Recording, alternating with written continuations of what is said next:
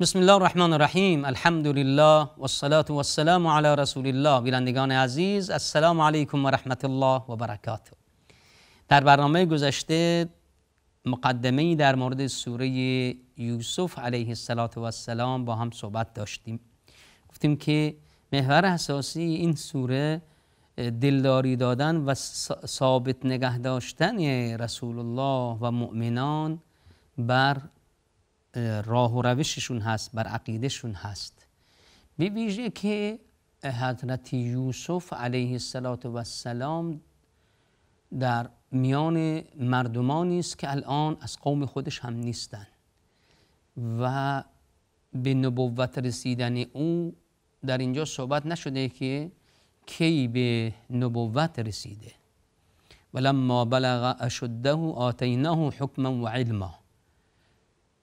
و صحبتی دیگه از دعوت او به توحید نیومده، اما سختی هایی که کشیده و چگونه تونست با لطف خدا به مقام وزارت برسه، مهمترین وزارت در آن زمان برسد، و از صبر کردن بر عزت و آزاری که انسان از خویشاوندان خودش خواهد دید. یوسف از برادران خودش دید، یعقوب از فرزندان خودش این جفا را دید. خب ای رسول الله و ای مؤمنان، شما هم از خویشاوندان خودتون سختی ها میبینید، صبر کنید و اقتدا کنید به این دو پیامبر بزرگوار. حالا شروع کنیم به تفسیر آیات این سوره مبارکه. بسم الله الرحمن الرحیم. به نام خداوند مهربان و مهرورز. ببینیم که این خداوند مهربان و مهرورز چه پیامی برای ما از رحمت خودش در این سوره قرار داده، چه پیامی از رحمت خودشون و چه رحمتی از خودشون در این سوره قرار داده که ما بتونیم به این رحمت چنگ بزنیم و در تلاطم زندگی، در این تاریکی ها و امواج خروشان ظلمت ها و سختی ها، انسان بتونه به اون چنگ بزند و خودشو نجات بدهد، به رحمت خدا چنگ بزند. الف لام را تلک آیات الکتاب المبین. اولین آیه هست که الف لام را. خب گفتیم که قول صحیح این است که خداوند میفرمان که قرآن از همین حروف تشکیل شده، از الف و لام و رام و یا کلمات حروف دیگری که در سوره های دیگه اومده. خب شما هم میتونید اگه واقعا منکر این هستید که این سخن خداست، بس شما هم از همین کلمات، از همین حروف بیت قرآنی را نازل کنید، همان گونه که پیامبر ما محمد این سخن را بر شما میخواند و میگوید که سخن خداست. اگه میگوید که سخن محمد هست، محمد هم بشر است مثل شما، پس شما هم میتونید که مثل محمد کتابی بیاورید. الف لام را. این سوره، ما 5 سوره پشت سر هم داریم که با همین الف لام را شروع شده. سوره یونس بود و سوره هود هست، سوره یوسف هست، سوره ابراهیم و سوره حجر. 5 سوره که با الف لام را نازل شده. الف لام را. سوره یونس میخونیم که الف لام را تلک آیات الکتاب الحکیم. سوره یونس. سوره هود میخونیم الف لام را کتاب احکمت آیاته ثم فصلت من لدن حکیم خبیر. در سوره یوسف میخونیم الف لام را تلک آیات الکتاب المبین. در سوره ابراهیم میخونیم الف لام را کتاب انزلناه الیک لتخرج الناس من الظلمات الی النور باذن ربهم. و سوره حجر هم میخونیم که الف لام را تلک آیات الکتاب و قرآن مبین.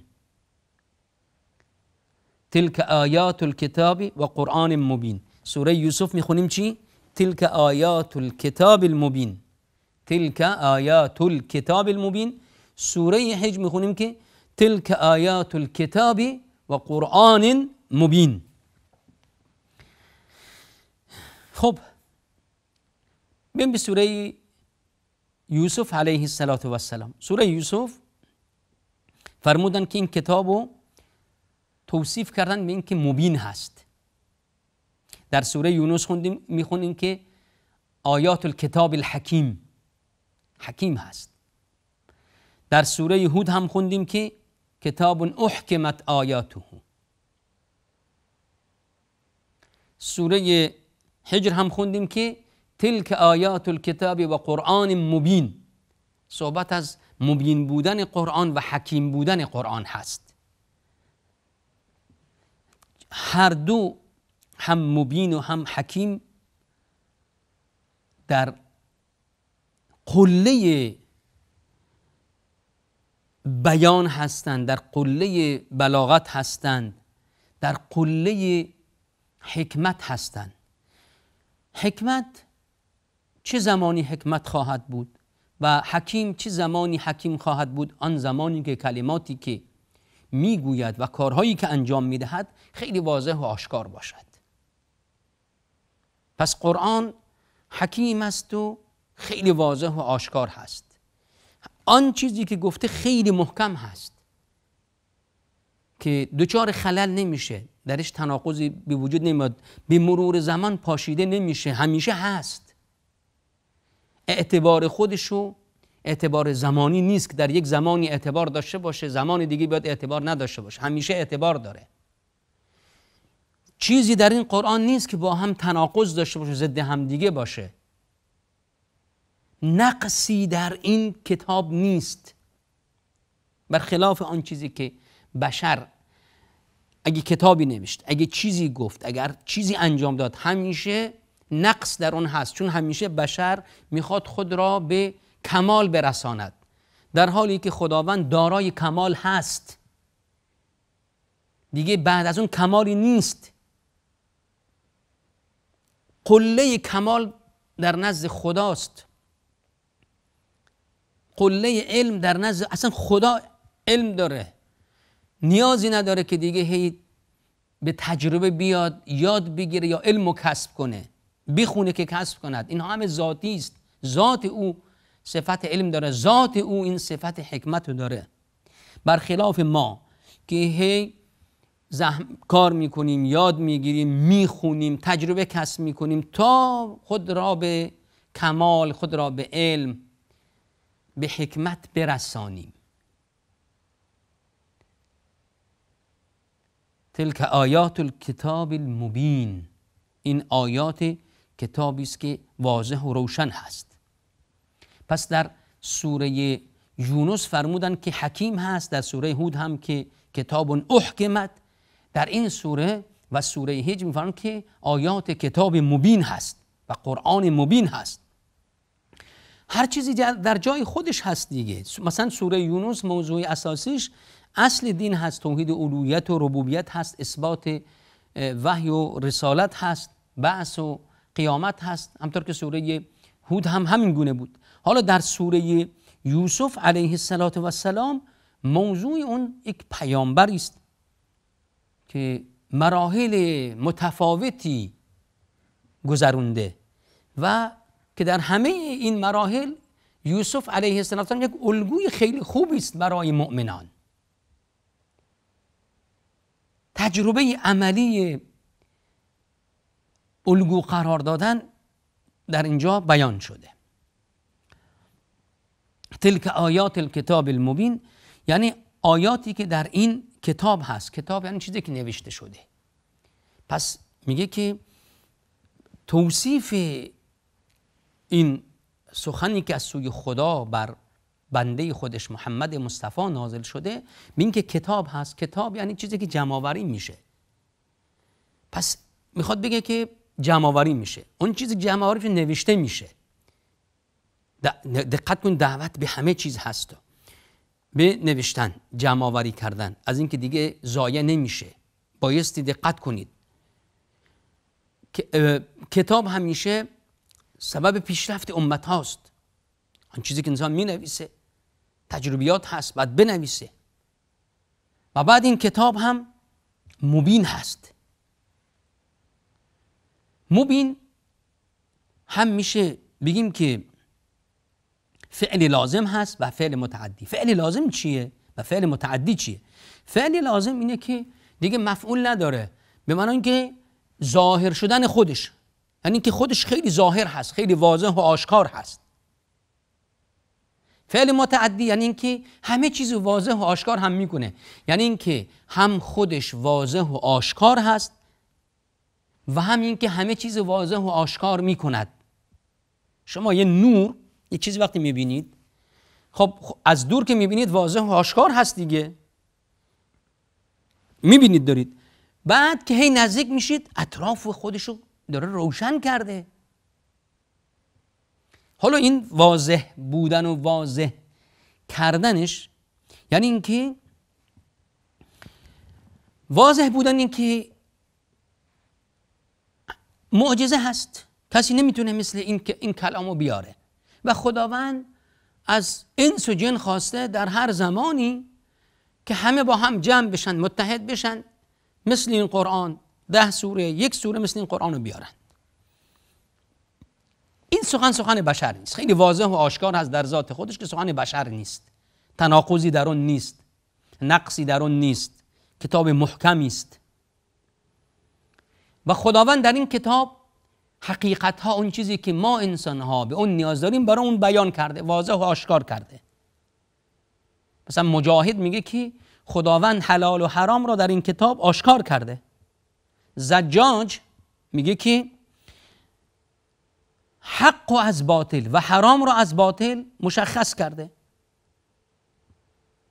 پس این کتاب این دو ویژگی رو داره، همین که خودش واضح و آشکار هست که سخن خدا سخن بشر نیست و همین که حقیقت ها را، راه را نشونمون میده، حق را نشون میده، باطل نشون میده، حلال میگه چیه، حرام چیه، فرقان هست.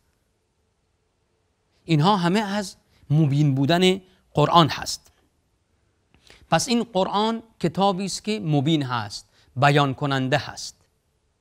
هر کس که در قرآن شکی داره پس مثل قرآن بیاره و نمیشه گفت که قرآن هم برای 1400 سال قبل بود الان دیگه کاربردی نداره. نه، قرآن همیشه بیان کننده حق از باطل هست، حلال و حرام مشخص کرده، صحیح از ناصحیح مشخص کرده، طیب از ناپاک مشخص کرده. این از ویژگی برای همیشه هست. گفتیم آیه دوم میگن که انا انزلناه قرآنا عربیا لعلکم تعقلون، ما آن کتابو نازل کردیم در حالی که قرآنی است به زبان عربی تا اینکه شما فکر کنید، تعقل کنید. این مبین بودنش ابانه که داره کتاب مبین، این کتاب مبین میگه که به زبان عربی است، خوانده میشود. خب وقتی قرآن هست خوانده میشود، معانی اون واضح و آشکار میشود و عربی بودنش هم که خب به عنوان فصیح ترین و کامل ترین زبان بوده و هست. ما این کتابی که مبین هست به زبان عربی نازل کردیم که خوانده می شود تا اینکه شما تعقل کنید. لعل دست در زبان عربی به معنای امیدوار بودن هست، اما در قرآن وقتی میاد برمیگرده به تعلیل، به اینکه علتی است، سببی است برای یک چیزی. یعنی اینکه این قرآن رو نازل کردیم تا شما درک کنید، فکر کنید، شما را به فکر بندازه، راه نشونتون بده. سبب تعقل میشه بس قرآن، برخلاف اون چیزی گفته میشه که قرآن خلاف، مثلا میگن خلاف عقل هست، امکان نداره. قرآن عقل مورد خطاب قرار میده، لعلکم تعقلون، تا شما فکر کنید، بیندیشید. قرآن پس چیزی نمیگه که عقل رو دیوونه کنه، که عقل مورد خطاب قرار میده، کاری میکنه که تو فکر کنی، حرکت کنی، تمدن میسازی، کار خوب انجام میدی، از کار بد دست برمیداری. فساد نمیکنه، بلکه برعکس به طرف صلاح، به طرف رستگاری، به طرف فلاح، اعمال صالحه، به طرف حسنات میرود. پس لعل این همطور که خدا میفرماید که ثم در مورد سرگذشت بنی اسرائیل است که ثم عفونا عنکم من بعد ذلك لعلکم تشکرون، از شما گذشت کردیم تا شاید شکر کنید، یا اینکه تا اینکه به خاطر این گذشتی که از شما کردیم شما چیکار کنید؟ شکرگزاری کنید. پس این گذشت بعد سببی بشه. سبب چی بشه؟ شکرگزاری شما. پس لعل در قرآن وقتی میاد برمیگرده در نهایت به معنای علت، تعلیل. حالا هدف از نزول قرآن هم بیان کرده که تعقلون، بیاندیشید. پس قرآن نیومده که ما برای تبرک بخونیم، فقط یه ماهی بخونیم، یا در مجالس عزاداریمون بخونیم، یا بخونیم بگیم که ثواب این قرائت من برای مردگان، برای فلان، برای فلان.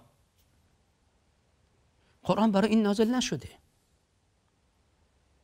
قرآن برای این نازل شده که ما بخونیم، فهمش کنیم و عملش کنیم، به سعادت دنیا و آخرت دست یابیم. این هدف از نزول قرآن بوده. بهمون میگه که چگونه زندگی کنیم، چگونه خدا را عبادت کنیم، چگونه با خودمون برخورد کنیم، با خویشاوندان، با همسر، فرزند، پدر، مادر، دایره انسانیت، با غیر انسانها چگونه برخورد کنیم. قرآن این به ما نشون میده.